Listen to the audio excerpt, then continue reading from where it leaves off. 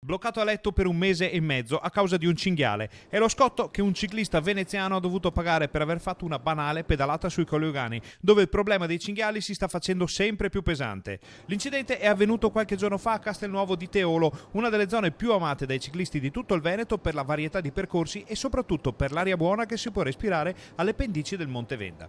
Il cicloamatore di Vigonovo, che ha 41 anni, era in compagnia di un gruppo di amici e stava scendendo verso il paese di Torreglia sulla provinciale 43. Nella zona delle trattorie e degli agriturismi. Improvvisamente gli si è parato davanti un cinghiale e il ciclista non ha neanche avuto il tempo di frenare. L'impatto è stato inevitabile e violentissimo, ma non per l'animale, che ha proseguito la sua corsa verso il bosco che confina con la provinciale.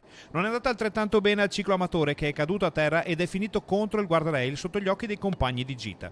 Il 41enne non riusciva ad alzarsi in piedi ed è stato soccorso dagli amici, che hanno chiamato il 118. È stato portato d'urgenza al Policlinico di Abano, dove gli sono state riscontrate fratture multiple e altre botte giudicate guaribili in 45 giorni.